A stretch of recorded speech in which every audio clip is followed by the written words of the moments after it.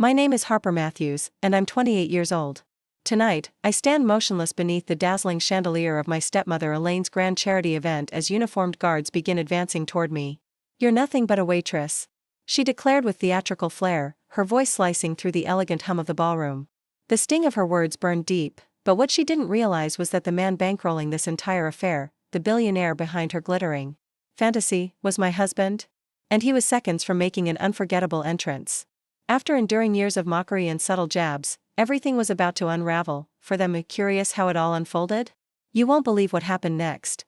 Leave a comment telling me where you're tuning in from. Tap the like button and hit subscribe if you're into tales filled with betrayal, payback, and dramatic justice, but to understand why Elaine, a woman who once pretended to embrace me, would publicly try to shame me at her own gala, we need to rewind. I came into the world as the only child of Thomas and Rachel Matthews, and for the first 8 years of my existence, our lives were close to idyllic. My father was a self-made success story, founding an investment empire that catered to Boston's most affluent. My mother was his confidant and public face, managing the social calendar and charitable appearances that came with his growing prominence. She balanced refinement with warmth, making sure my upbringing didn't slip into entitlement. Everything changed when I turned 8. Mom was diagnosed with an aggressive form of breast cancer. Within half a year, she passed, and the vibrant world I'd known collapsed. My father withdrew into work, burying his grief in spreadsheets and board meetings. In his absence, a carousel of caretakers rotated in and out of our home. They fed me, clothed me, watched over me, but none could replace the comfort, affection, or understanding I had lost. For 2 long years, it was just me and Dad, struggling through the motions of daily life. Then, at one of his foundation's events, a poised and graceful woman named Elaine Parker appeared. She was elegant, well-spoken, and seemed genuinely warm. As a 10-year-old starving for a maternal figure, I was quick to latch onto the illusion. In less than 12 months, they married. Elaine moved in with her daughter, Madison, who, by some twist of fate, was exactly my age. Initially, I was thrilled. The idea of having a sister sparked hope in my lonely heart. But that enthusiasm evaporated quickly. The shift in treatment wasn't immediate, but it began with details easy to overlook. Madison got the more spacious room. Her stocking bulged with more gifts every Christmas. Her milestones were toasted with enthusiasm, mine were noted with a nod or forgotten altogether. Over time, the differences grew too glaring to ignore. "Harper, use the guest bathroom, Madison deserves privacy," Elaine would chirp, subtly repositioning me to second-class status. When I wanted painting materials, the response was always the same: "Madison's equestrian boots are a priority right now." Somehow, my needs always ended up on hold, indefinitely. What truly broke me was watching my father drift further away. His time at the office stretched later and later. Business trips doubled. And when he was around, Elaine ensured he had no time, or attention, left for me. She'd plan outings when I had school events, then complain that I was unwilling to bond. "Thomas, I keep trying to build a connection with her," I once heard her say, feigning heartbreak. He sighed heavily and gave her hand a weary squeeze, too tired to question it. Throughout high school, I poured everything into academics and a weekend job. While Madison paraded around with new designer bags and Instagrammed from Paris, I was shelving books at the town library and budgeting every dollar to fund college. I stopped asking Dad for anything, because any request had to go through Elaine, who always made me feel like I was draining resources, not deserving of them. This, despite Dad's wealth being more than enough to spoil 10 daughters, yet sometimes, just sometimes, he broke through the fog. He came to see my art showcase during senior year. Elaine and Madison had conflicts, of course. As he walked through the exhibit, stopping in front of one of my watercolors, I saw tears glisten in his eyes. "You got your mother's gift," he murmured. That moment was rare, but it reminded me that the father I remembered was still somewhere inside the man consumed by grief and manipulation. Then came the summer after my first year at college. Dad collapsed at work. I rushed to the hospital, heart pounding, but it was too late. He was already gone. I didn't get to say goodbye. His memorial felt like a nightmare.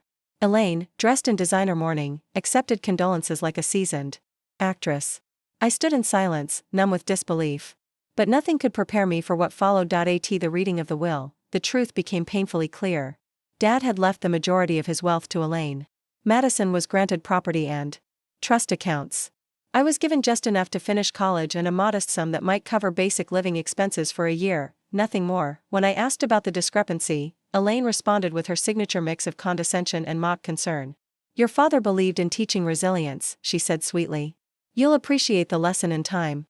Madison just has different requirements. And just like that, I realized what had happened. My father had either truly forgotten me, or had been convinced I didn't deserve more. Both scenarios tore at my heart in ways I still can't describe. Once the estate proceedings concluded, Elaine didn't waste any time making her intentions brutally clear. "You're grown now, Harper. You should be on your own," she said with a cold finality, standing in my childhood doorway as I folded away the last of my memories. Madison leaned against the frame, arms crossed, wearing a smug expression that said more than words ever could. "Don't stress about coming for Thanksgiving," she added with a mockingly sweet tone. "Things are different now." And just like that, I was cast out. Everything, my home, the warmth of family, the comfort of familiarity, vanished. Overnight. The only thing I kept was my surname, the last thread tying me to the man who once called me his little girl. For years after, communication between us was nearly non-existent. A bland greeting card on my birthday or a half-hearted, "Happy Holidays" message arrived out of obligation, not affection.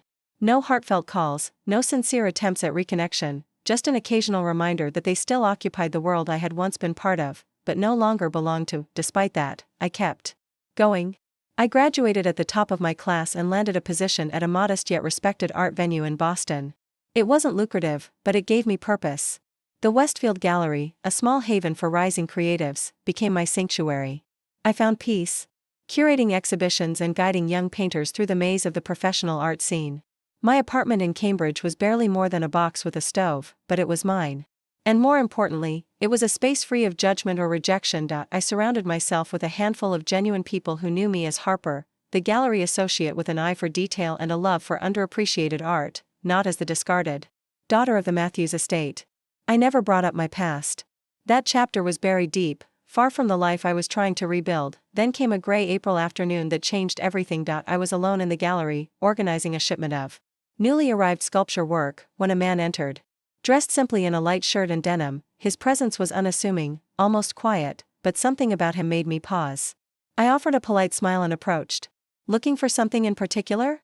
I asked. He returned the smile, genuine, warm, and glanced toward a set of vibrant canvases along the far wall. "Not really, just drawn to this section." "Who's the artist?" "That's Lucia Mendes," I replied, shifting into my element. Her series on emotional disconnection in urban settings has been gaining a lot of traction. She plays with emptiness, especially through her use of blank space, as a metaphor for modern isolation. To my surprise, he stayed. We spent the next hour immersed in discussion, exploring installations, evaluating brush strokes, comparing influences.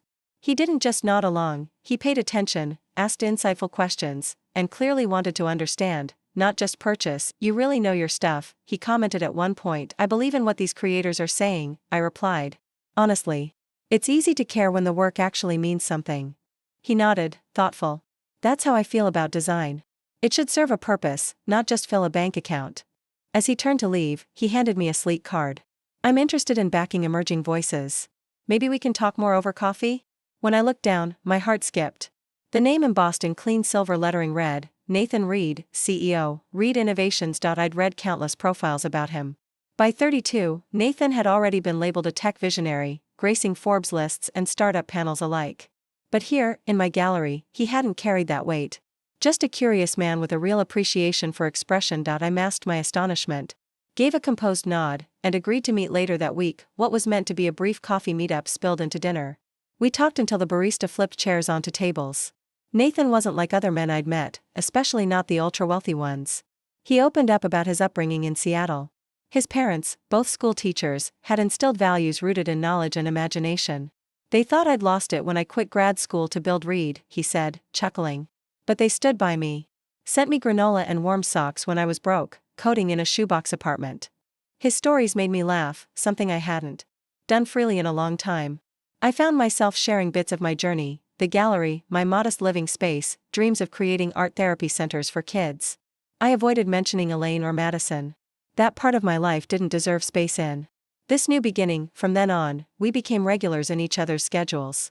Nathan would drop by with Thai takeout, or we'd meet for long strolls by the river. Despite his status, he never flaunted it. No limos. No private chefs.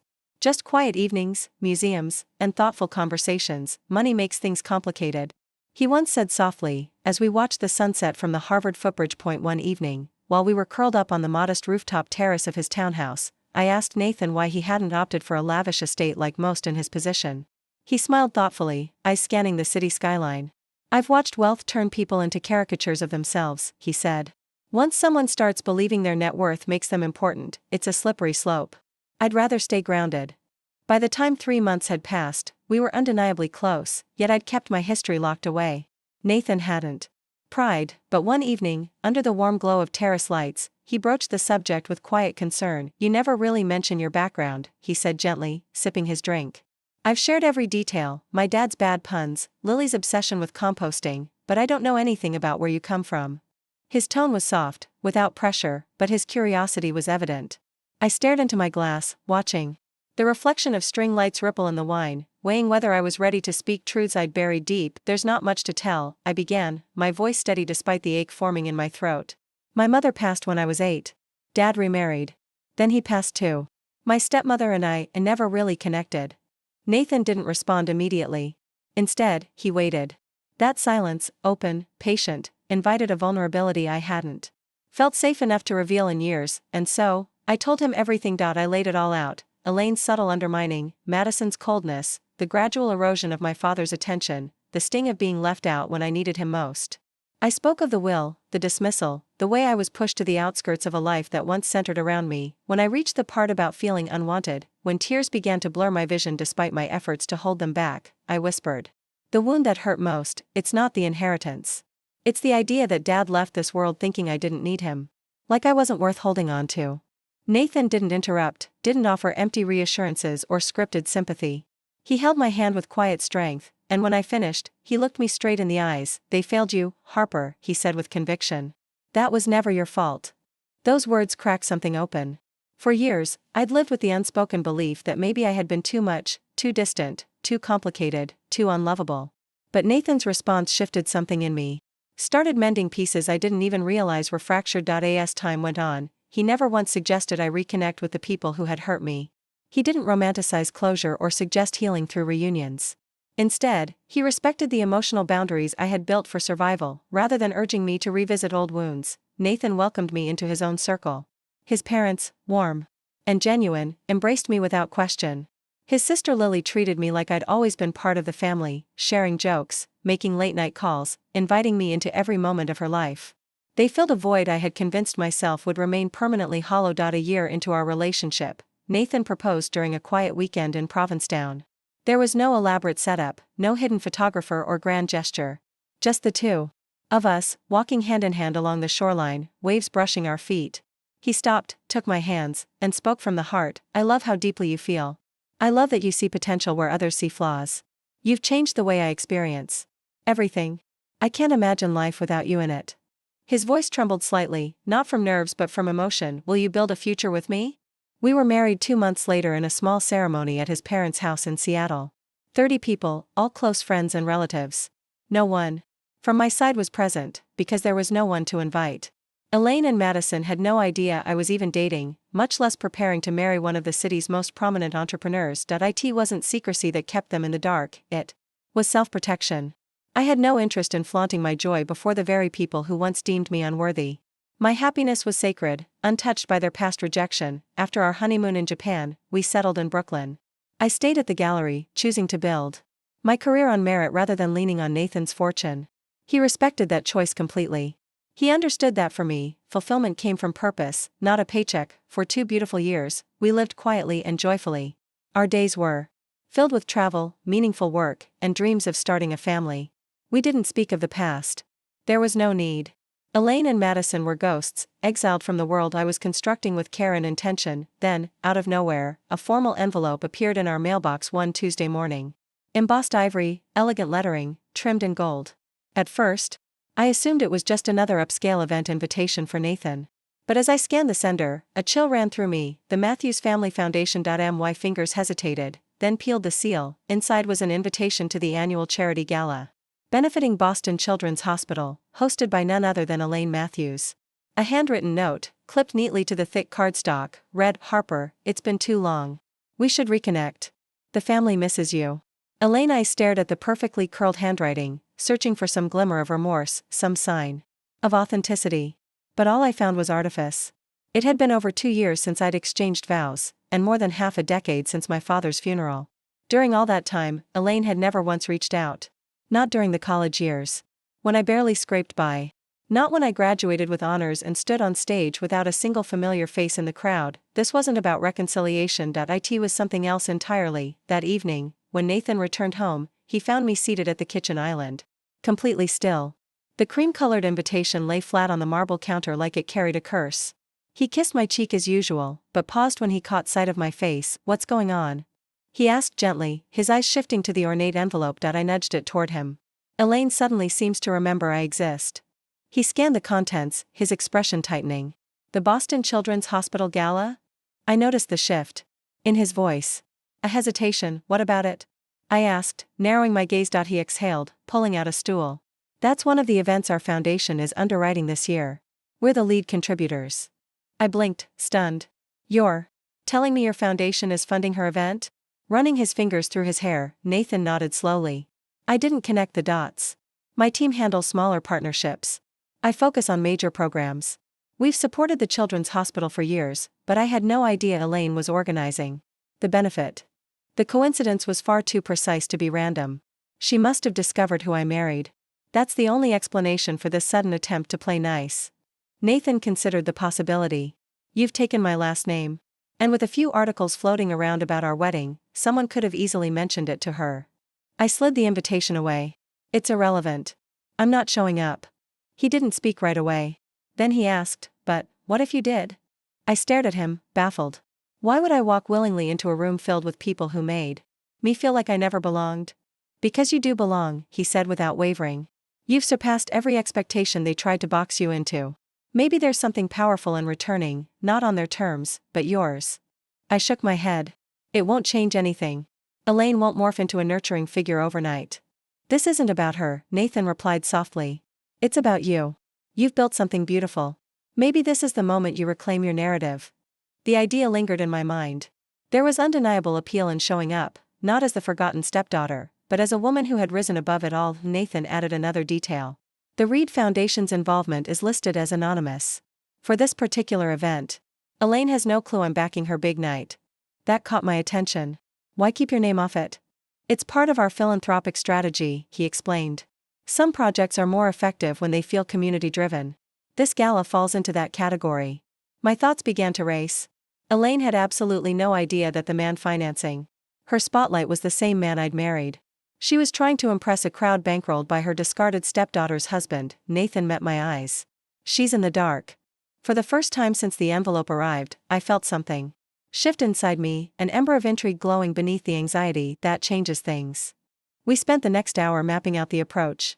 Nathan suggested that I arrive alone. He'd follow later, after I had a chance to interact naturally with the guests and, inevitably, Elaine and Madison. That way, when the connection between us was revealed, it wouldn't be performative. It would be undeniable. As we finalized the plan, he paused. "Only if you're absolutely sure. We can skip it entirely. Your piece comes first." I sat with the question, examining every part of myself: fear, hurt, pride, hope. There was a trembling voice inside that still dreaded their judgment. But louder than that was something stronger. I was exhausted by the weight of their dismissal. Tired of carrying their rejection like it was mine to own. "I want to go," I said quietly. "Not out of spite. But because I'm ready to walk in as someone who doesn't need their approval anymore." In the days leading up to the gala, my emotions fluctuated like a stormy tide. Confidence warred with anxiety. I carefully selected a gown, a deep midnight blue design from a rising talent whose work we had recently featured at the gallery. The dress was bold, sculpted, and unapologetically elegant. Not ostentatious, but unforgettable. The night before the event, lying next to Nathan in bed, doubts crept back in. What if this is a terrible idea? What if they try to humiliate me again? He turned to face me, voice steady. "You're not that same girl anymore, Harper. You're walking into that ballroom as my wife, as a professional who stood on her own, as someone who built a life they never thought you could have. Whatever they say, whatever they think, has no bearing on who you are now." He brushed a loose strand from my cheek, eyes locked on mine. "And if, at any moment, you want out, just text me. I'll be there in minutes. You don't have to prove anything to anyone." His unwavering reassurance calmed something in me. Whatever happened the following evening, I wouldn't be walking into that room alone, and as sleep began to claim me, I realized something profound. I wasn't seeking reconciliation. I wasn't chasing acknowledgement. For the first time, I was stepping back into that world from a place of power, not longing. Whether or not they acknowledged me no longer defined who I was. That alone felt like triumph. When I stepped into the Rosewood Hotel's iconic ballroom at exactly 7, the atmosphere shimmered with opulence. Glittering chandeliers bathed the space in golden light while massive arrangements of pale orchids towered over linen-draped tables. Uniformed attendants guided guests toward a velvet-lined entrance, where a photographer snapped arrivals against a branded backdrop that proudly bore the emblem of the Matthews Family Foundation. Drawing in a slow breath, I adjusted the deep blue gown hugging my frame and approached the welcome table. "Good evening. Harper Reed," I said smoothly. The young woman scanned her tablet, then gave a bright smile. "Of course, Mrs. Reed. Welcome to the annual Boston Children's Benefit." I stepped through the grand archway, surprised by how steady I felt. The space was packed, Boston's creme de la creme in sleek tuxedos and glittering gowns. Legacy families, wealthy executives, high-profile names I recognized from social columns Nathan occasionally appeared in. The first person I recognized was Patricia, my father's cousin, hovering near the silent auction table, scrutinizing items beside her husband, Harper. She blinked in disbelief, adjusting her pearl necklace. "Harper Matthews? Is that you?" "It's Harper Reed now," I replied gently. "It's good to see you, Patricia." Her eyes swept over me, cataloging every detail from head to toe. "Well, you've certainly matured. I don't believe we've crossed paths since, oh dear, was it Thomas's memorial? What's become of you?" Before I could respond, her husband Gerald chimed in. "Matthews, ah yes, Elaine's stepchild. Didn't expect to find your name on the list this evening." The pause before "this evening" made it painfully obvious I'd never been welcomed in the past. "Elaine extended a personal invitation," I said coolly, offering nothing more. "I hear the foundation's been flourishing." Patricia nodded vaguely, already glancing past me to spot newer arrivals. "Indeed. She's become quite skilled at organizing these fundraisers. You should say hello. She's over there by the main table, Madison's with her. And the Aldridges." I followed her gaze and spotted Elaine surrounded by admirers, positioned precisely in the spotlight. At 55, she remained impeccably preserved, blonde hair styled into loose waves, figure toned and sculpted. Standing next to her was Madison, her polished red dress clinging to her frame like a second skin, flawless makeup emphasizing youthful features that hadn't changed much since high school. Exhaling slowly, I made my way across the room, retrieving a glass of champagne from a tray as I passed a waiter. A sip for courage. Madison noticed me first. Her meticulously arched brows lifted almost theatrically. She leaned toward Elaine and whispered something that made my stepmother turn. Elaine's expression faltered for half a second before morphing into a rehearsed smile. "Harper," she called brightly, her tone projecting to the nearest guests. "What a surprise. I didn't expect you to attend, though of course, I did send the invitation." The lie was so deliberate, I nearly laughed. "I wouldn't miss an opportunity to support pediatric care," I said lightly. "It's a cause that deserves attention." Madison gave me a once-over, eyes narrowed. "Interesting choice of dress. Where did you find that?" "It's from a promising designer I collaborate with," I replied, keeping my tone even. "Their work is part of a collection at my gallery." "Oh," Elaine interjected, voice dripping with insincere curiosity. "So you're still involved with that little art shop? How dedicated of you." Before I could respond, a distinguished man joined our group, his name badge marking him as a member of the hospital's board. "You're in the creative field?" he asked kindly. Elaine answered for me before I had the chance. "Harper has always dabbled in artistic pursuits. Nothing career-oriented, of course." "Actually," I interrupted, meeting his gaze, "I'm the assistant director of Westfield Gallery. We curate contemporary pieces and run therapeutic programs for children." He looked intrigued, but Elaine smoothly diverted his attention. "Richard, you must let me tell you about the pediatric wing we're financing. It's going to be spectacular." Just like that, I was sidelined. I stepped back, sipping my champagne. Moments later, Madison followed. "Seriously, Harper, what are you doing here?" she asked in a lowered voice, her social mask slipping. "No one thought you'd show up." "Then why bother sending anything?" I asked. She smirked. "Mom thought it would look appropriate. With your father's death anniversary approaching, it felt like the respectful thing to do. But she never believed you'd have the courage to walk in alone." That comment struck a nerve. Mentioning Dad so casually, as if that loss hadn't split me in half. "I'm not alone," I said calmly. "My husband will be arriving shortly." That visibly startled her. "You're married? To someone you'll meet very soon," I replied, resisting the urge to smirk. Before she could dig further, another familiar voice called out. "Is that little Harper?" boomed Uncle William, clearly several drinks into the evening already. Good grief, we thought you'd fallen off the map. Hello, Uncle William, I said with a polite smile. Susan, his wife, gave me a tight nod. Well, aren't you full of surprises tonight? They were all trying to place me, as if I were some ghost who had returned to haunt their curated narrative, but I wasn't a ghost. I was the storm they hadn't prepared for. Aunt Susan, I greeted politely, offering a cordial nod. She leaned in, her perfume overwhelming, pressing the air beside my cheek in a theatrical gesture. Darling, where have you been hiding? She asked, faux sweetness lacing her tone. Elaine says she barely hears from you anymore. The revisionist version of events was almost impressive. Elaine hadn't just faded from my life, she had shoved me out, closed the door, and never looked back. I've been focused on work, I replied calmly. Life gets full. What sort of profession could possibly take precedence over your relatives? William chimed in, waving a dismissive hand. Nothing matters more than kin. The irony of his comment hung in the air, unacknowledged by anyone except me. As we exchanged pleasantries, I noticed a subtle shift in the energy around us. Familiar faces from childhood, now older and sharper, began casting sidelong glances my way, whispering behind manicured fingers and glittering glasses. From across the ballroom, I spotted Elaine whispering something urgent to Madison, both of them eyeing me with intensity. Then, Elaine moved toward the small platform where the jazz trio played background music, and leaned in to speak to the lead saxophonist. He nodded. A few moments later, the music ceased. A hush fell. Elaine's voice rang out through the speakers. Ladies and gentlemen, thank you for being here tonight in support of the Boston Children's Hospital, she began, smiling as though she were royalty. Before dinner begins, I'd like to recognize those who made this evening possible, the organizers, the culinary team, and, of course, the waitstaff. Scattered applause followed as she gestured graciously across the room, then her eyes locked on mine. In fact, she continued, her voice carrying through the hall, there seems to have been a little mix-up. One of our servers must have forgotten her uniform this evening. There was a wave of soft laughter, confused, hesitant. Heads turned. Faces pivoted. Eyes landed on me. Harper, sweetheart, she called out with mock concern, did you perhaps misunderstand your position tonight? I know you mentioned wanting to contribute. However, service personnel were instructed to use the back entrance. Guests don't usually arrive this early. My chest tightened.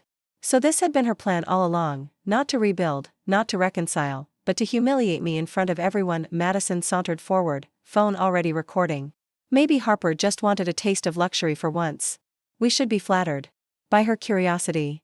This time, the chuckles were louder, less hesitant. I stood frozen in place, champagne flute trembling in my grip. Elaine was still speaking. Security, she said, signaling toward the man by the doorway. It seems we have someone confused about her role. Could you kindly direct her to the proper area, or out, if she doesn't belong here at all? The guard, stiff in his tailored uniform, moved toward me, clearly uncomfortable but following orders. Then came Brandon, my cousin and perennial sidekick to bullies, calling out from a few feet away. Still pretending to be something you're not, huh, Harper? Classic. Another voice piped up. Who let her in? She probably snuck in to find a rich husband. Laughter. Mockery. Disdain, all blending into a growing wave of cruel amusement. The guard reached my side. His voice was low, but firm. Miss, I'm going to need you to come with me. I swallowed hard. There's been an error, I managed. I was asked to attend. I have the card in my bag. Elaine and Madison approached, their expressions masks of fake civility. My mistake, Elaine said, loud enough for everyone nearby to hear. I should have clarified the boundaries. This evening is reserved for benefactors and supporters, not, well, whatever it is you do now. She turned to the security officer. Kindly show her the way out. Be gentle, she is technically related. Madison kept her camera pointed squarely at my face. This'll be perfect for the family recap. Harper Matthews, escorted from Charity Gala. Dad would be thrilled. That last sentence shattered something inside me. The reference to my father cut deep, hitting the most fragile part of me. Tears pricked at the corners of my eyes, but I refused to let them fall. The guard reached for my elbow. Please, let's avoid further disruption. Around me, the crowd had fully turned their attention to the scene. Some looked away, embarrassed. Others watched with the kind of delight reserved for public spectacle. I scanned the sea of faces, blood. Relatives, neighbors from my childhood, lifelong acquaintances. Not a single person stepped forward. No one intervened. No one defended me. As the guard gently guided me toward the exit, I heard Elaine behind me, still holding court. Tragic really. She never quite recovered after Thomas passed. We did our best, but some people, they just don't fit. no matter how hard they try. One step, then another. Head held high. Humiliation swirling, but my spine straight, and then, everything shifted. There must be a mistake, I said quietly, trying to keep the tremble out of my voice as I faced the security guard. I received a proper invitation, it's in my clutch. He glanced down at his name badge, Michael, then gave me a look that combined discomfort and reluctance. Ma'am, I'm following directions from the event host. I really don't want any trouble. Behind me, Elaine's voice carried with deliberate volume. It's always been like this with Harper, forcing herself into spaces where she clearly doesn't fit. Madison's laugh rang out behind her like a bell. Remember when she actually believed she belonged in the Family Foundation photo shoot? As if someone with a part-time gallery position should stand alongside executives and board members. I fumbled with the small silver clutch in my hand, finally pulling out the thick cardstock with trembling fingers. Here, see? I was asked to attend. Michael examined the invitation, uncertain. He turned toward Elaine, now approaching, flanked by Madison and several relatives. She barely glanced at the card. That's a courtesy copy, she said smoothly, her voice loud enough for the crowd gathering around us. We mail those to extended kin just so they're informed, not necessarily because they're expected. Brandon, ever the opportunist, stepped in with a smirk. At 30, he still radiated the same arrogance he'd possessed at 15. Classic Harper. Showing up where she's not wanted. Like when she came to Grandma's 80th after being explicitly excluded. I was her only biological granddaughter, I snapped, the fire finally breaking through my restraint. You're the one who told her I shouldn't be there. He shrugged, no apology in sight. You've never been one of us. That hasn't changed. The crowd had grown larger, too many unfamiliar faces with expensive jewelry and sharp suits, whispering as they watched the drama unfold. I spotted members of hospital leadership, elite donors, and Boston socialites. Several had raised phones, discreetly recording what they probably considered live entertainment. Madison wasn't the only one capturing my humiliation, please. I said, turning back to Michael. Let me wait here. My husband's arriving shortly. Elaine let out a theatrical laugh. Oh Harper, no need to invent a spouse just to salvage your ego. I'm not inventing anything, I said, heat rising in my cheeks. His name is, Elaine cut me off, her voice sharp and scornful. Stop it. This is embarrassing. Even for you. Sneaking into an event is one thing, but pretending you're married now. Madison scrolled through her phone, then held it up like she'd found proof of a lie. Been stalking your Instagram, Harper. Not one mention of a man. No wedding photos. No rings. Just sad snapshots of gallery receptions and that tiny apartment. Her words made my stomach churn. I had deliberately kept Nathan off social platforms. Our relationship wasn't a performance, it was sacred. We both valued discretion, not for secrecy, but for peace. Not everything is meant for public view, I said tightly, refusing to let her bait me. Convenient answer, Madison replied with a sneer. So where is this supposed mystery man? Running late? Or is he imaginary? I glanced at my watch. Nathan would arrive in less than 15 minutes, according to our timeline. If I could hold out just a little longer, but Elaine wasn't finished. Her smile had vanished. Michael, remove Ms. Matthews from the venue. Our real contributors are waiting to be seated. It's Mrs. Reed, I corrected automatically. Madison rolled her eyes. Oh please? What's next? You'll tell us you married a movie star. Uncle William, wine glass in hand, joined in, chuckling loudly. Thomas would be ashamed, Harper. Creating scenes at public fundraisers? Making up fairy tales about husbands? He raised you better than this. The mention of my father hit like a punch. To the gut. You don't get to speak about him, I said, voice rising. None of you do. You all watched Elaine erase me from his life, and not one of you said a word. That stopped the chatter. For a moment, silence blanketed the group. Elaine's expression tightened, the mask cracking. That's quite enough. She snapped, her tone venomous now. You were always selfish, difficult. Thomas gave you everything, your education, your home, and it was never enough. Not for you. A dry laugh escaped my lips. He left me barely enough to finish school, while Madison walked away with estates and trust funds. Because she appreciated what she received, Elaine fired back, her tone icy, but I wasn't backing down, not anymore. Elaine's voice snapped like a whip. You were always desperate to prove you didn't need anyone, to reject every opportunity this family offered. What offers? I countered, my composure unraveling. What support did I ever receive? The moment you walked into our lives, it was clear I didn't fit into your carefully curated vision. Madison stepped between us, eyes narrowed. You're making a scene, Harper. No one here wants to listen to your sob story. It's not a performance, I shot back, the volume in my voice rising.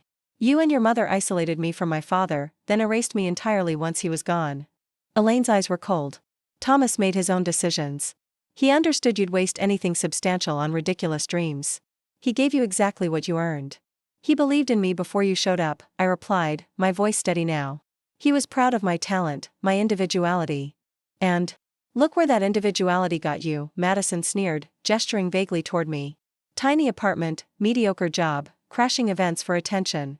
Michael, the security detail, shifted awkwardly beside me, clearly unsure how to proceed as our private disaster unfolded under public scrutiny. Around us, more guests had taken notice. Cameras were up, phones recording, the whispers growing into a quiet storm. This was the exact scenario Nathan and I had tried to avoid. I think we should take this outside, Michael suggested carefully. Elaine immediately seized the opportunity. Yes, Harper. You've had more than enough attention tonight. Time to go. I scanned the crowd. Relatives who had known me as a child now stared with amusement, discomfort, or thinly veiled contempt. Not a single person stepped forward. Not one offered a word. In that instant, something clicked. Nathan had been right, I wasn't there for their recognition. Closure wasn't about being embraced or forgiven. It was about understanding that I would never get from them what I needed. Fine. I said, lifting my chin. I'm leaving. I turned toward the exit, pride intact despite the sting. As Michael guided me gently through the murmuring crowd, Madison couldn't resist one final jab. Don't forget to return that dress to whatever clearance bin you found it in. Laughter rippled once more. My face flushed, but I kept walking. A few more feet and I'd be free. I checked the time again. Nathan should be arriving any moment. But now, I wasn't sure I wanted him to see this. The disgrace, the cruelty, it felt like too much. I reached into my purse to text him to meet me outside instead. Then, the double doors swung open and there he was. Nathan Reed stood tall at the threshold, dressed in a perfectly cut tuxedo that made half the room gasp before they even realized who he was. At 6'2", shoulders broad, posture commanding, he carried an energy that instantly shifted the dynamic in the room. He didn't speak immediately. He just took in the scene, me surrounded by Elaine, Madison, and various spectators. Michael's hand still rested lightly on my arm. Phones hovered midair. Harper, Nathan called out, his voice slicing through the tension like a knife. The room fell silent. Heads turned. Every whispered word ceased. Nathan walked toward us with measured confidence, his presence magnetic. I saw realization begin to dawn on the faces around us. What began as confusion morphed into disbelief, then collective recognition. This wasn't just any man, this was Nathan Reed, one of Boston's most successful tech innovators. A headline name. A major figure in business and philanthropy. Michael immediately removed his hand from my elbow, stepping aside with rigid formality. Sir, he said, voice suddenly tight with respect, I believe there's been a misunderstanding. Nathan ignored him, his attention solely on me. Harper, what's going on here? Before I could respond, Elaine stepped forward, her social mask sliding back into place effortlessly. Mr. Reed, she said with forced cheer, what a delightful surprise. We haven't officially met. I'm Elaine Matthews, chairwoman of the foundation organizing tonight's fundraiser. Nathan turned to her, his demeanor shifting to professional calm, cool, measured, and razor sharp. Mrs. Matthews, he replied, I know who you are.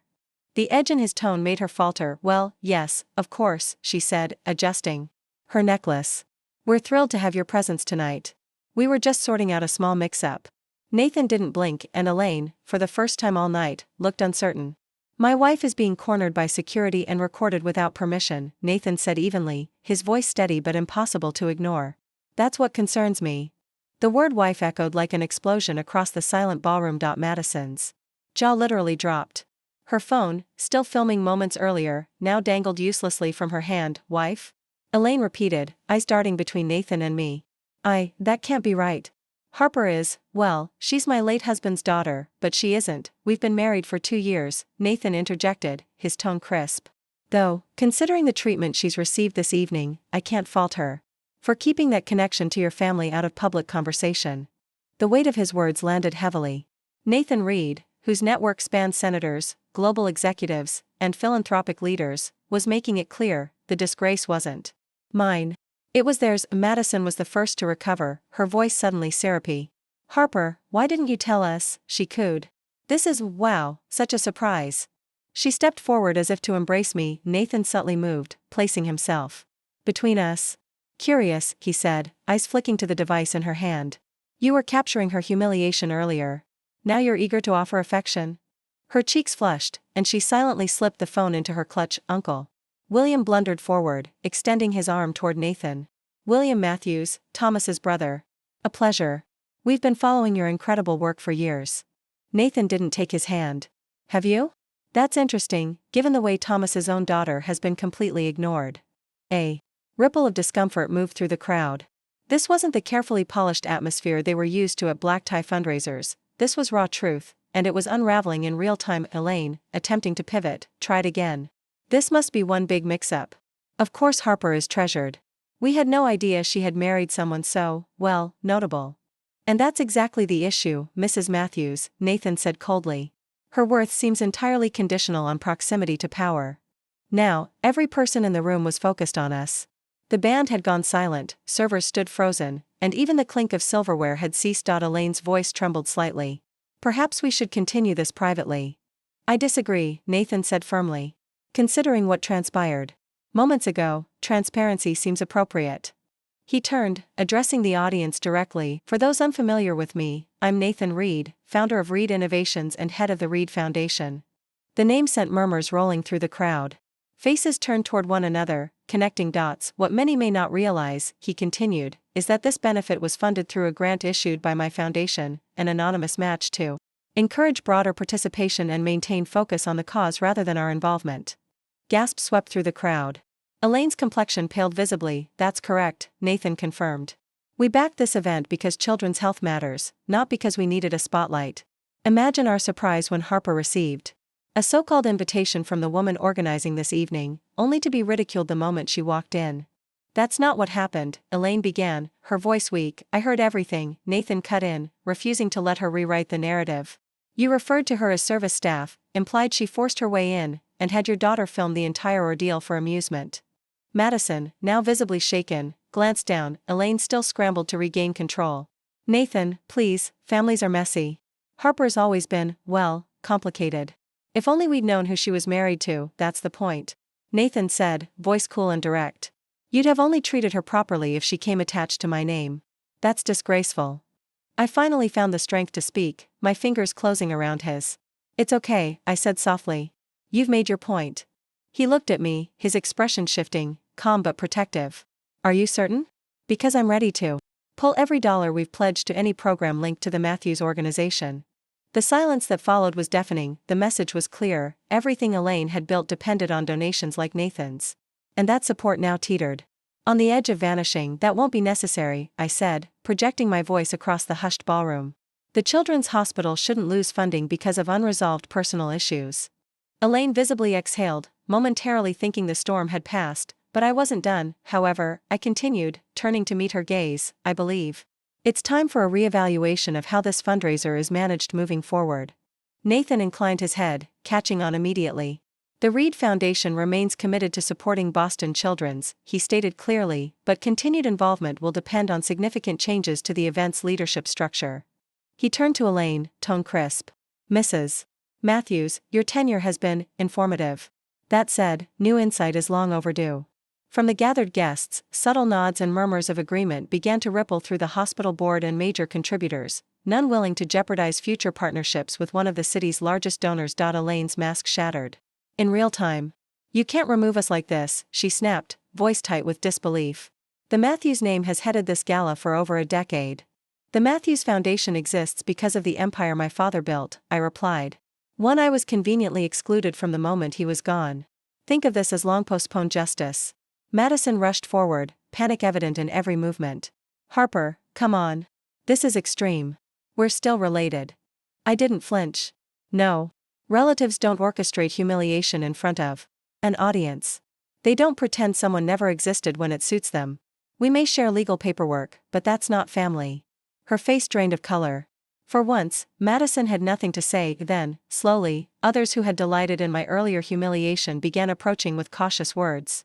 Cousins, distant aunts, longtime family friends, all suddenly eager to align themselves with a different narrative. We've always admired your strength. You were so poised tonight. You've come a long way, Harper.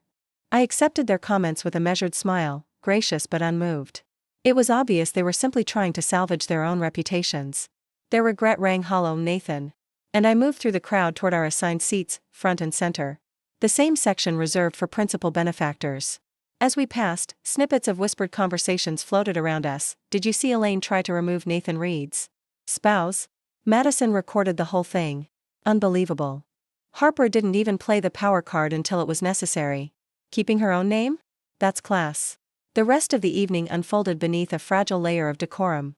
Elaine delivered her remarks with robotic precision, thanking supporters and expressing gratitude to the anonymous donor, though every person in the room now understood exactly who had written the checks. Throughout her entire speech, she never once looked in my direction. Dinner arrived.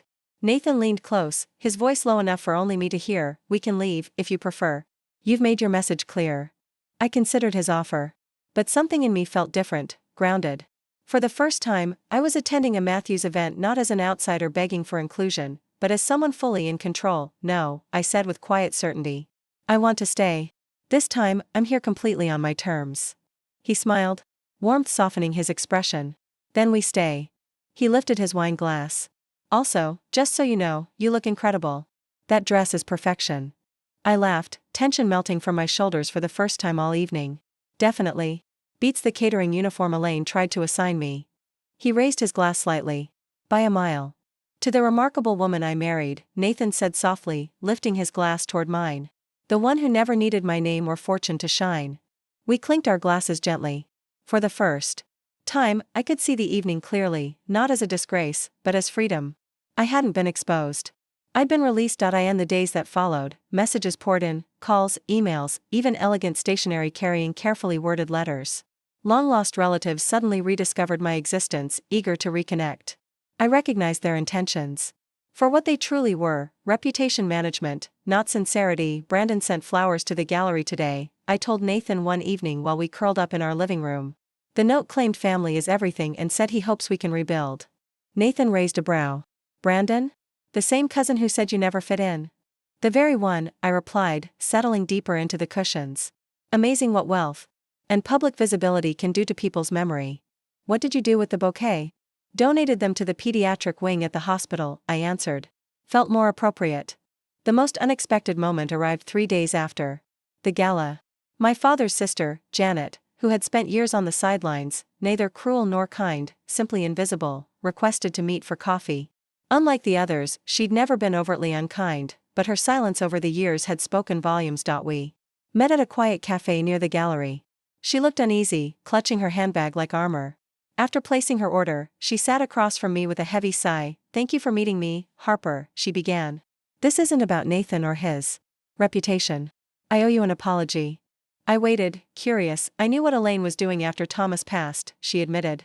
I saw her manipulate conversations, twist the story, isolate you. And I stayed silent. Her confession struck me harder than I expected. Why didn't you speak up? I asked. She hesitated. For every cowardly reason imaginable. Fear of confrontation. Fear of being cut off myself. I convinced myself it wasn't my responsibility. She mid my ice. But I was wrong. When we allow injustice to unfold in our family and choose silence, we're part of the problem. Her words carried more meaning than any of the other hollow attempts at reconciliation I'd received. It wasn't just regret, it was ownership. Thank you, I said quietly. For being honest. I'm not here expecting absolution. She replied. I just need you to know that not everyone believed Elaine's version of the truth. Some of us just weren't brave enough to challenge her. We spoke for nearly 2 hours. Janet shared memories of my father I'd never heard before, his long grieving period after losing my mother, the way Elaine slowly took control, the photographs of me he kept hidden in his office, tucked away where Elaine wouldn't see them. He never stopped loving you, Janet said gently. His biggest failure was not shielding you from Elaine.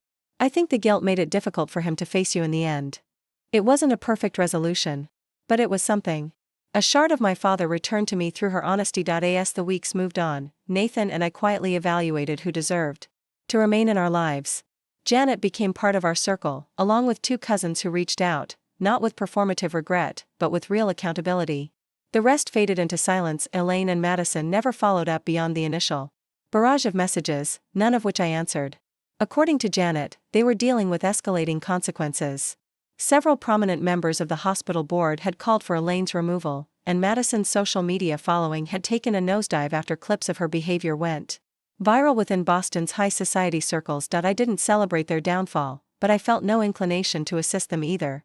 Some bridges aren't meant to be rebuilt. 6 months later, Nathan and I launched something new. We named it the Thomas Matthews Art Therapy Foundation, dedicated to supporting creative programs for children navigating grief and family upheaval. As we finalized the paperwork, Nathan smiled. We're not just reclaiming his name, he said. We're honoring it. In a way that would have meant something to him. At the launch of the Thomas Matthews Art Therapy Foundation, the setting was intimate and sincere, nothing like the excessive display that had characterized Elaine's fundraiser. This gathering, held in a renovated art space adorned with children's paintings and vibrant sculptures, felt like home. It was filled with individuals who valued empathy over image, presence over performance. Janet attended, seated beside Nathan's parents and sister. Close friends surrounded us, those who had supported me not because of obligation, but because they truly cared. During my brief remarks, I shared pieces of my personal path, not to elicit sympathy, but to illustrate why our mission held such urgency. Art carried me when nothing else could, I told the room, every eye focused. When I felt silenced, unseen, creativity became my language. It gave me a voice when I had none. Every child deserves access to that kind of healing. A safe outlet to process the chaos around them. I didn't mention Elaine, or the scene that had unfolded at the gala.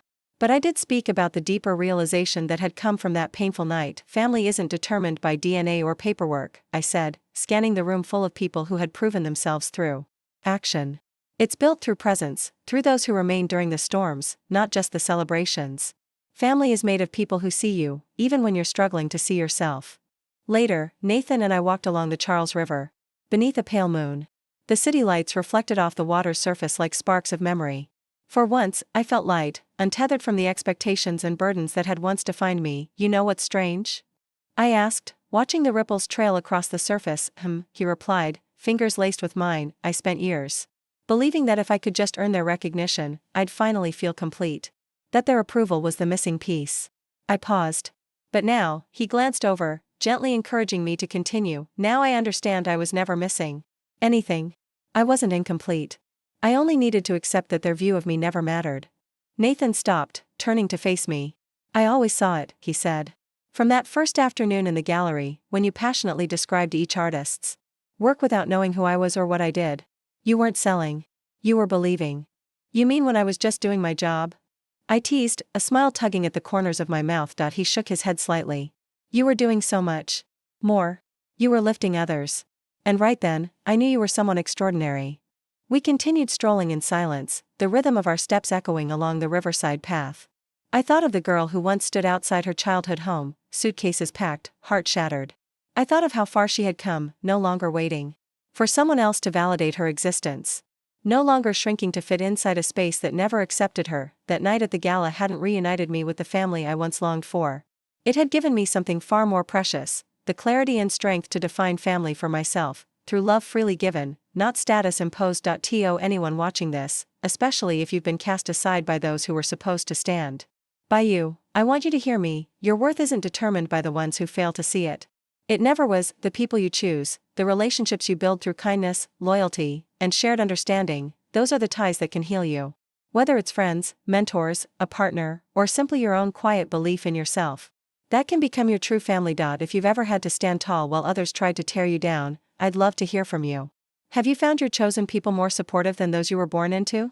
Share your story in the comments below. Tap the like button if this message resonated. Subscribe if you're looking for more stories of healing and personal power. And remember, sometimes, walking away from those who refuse to love you properly is the boldest act of self-respect there is. You don't need permission to be whole. You already are. Thank you for listening. May you find the courage to set your own standards, and the peace that comes with leaving behind anything that never honored who you truly are. The freedom waiting on the other side is worth every step.